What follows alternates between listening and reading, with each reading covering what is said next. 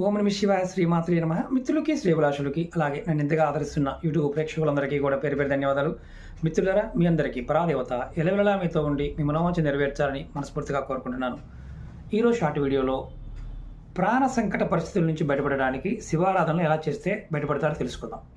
ఎవరైనా సరే మీకు కొన్ని సమస్యల వల్ల ప్రాణానికి సంకటం వచ్చింది, వాళ్ళతో ఇబ్బంది కలుగుతుంది అన్నప్పుడు మీరు ఖచ్చితంగా చేయవలసింది ఏంటంటే నువ్వుల నూనెతో శివారాధన చేయండి, శివార్చన చేయండి. అంటే అభిషేకం చేస్తూ ఉంటారు. నువ్వుల నూనెతో చేయటం వల్ల ఖచ్చితంగా ప్రాణ సంకట స్థితి నుంచి బయటపడతారు.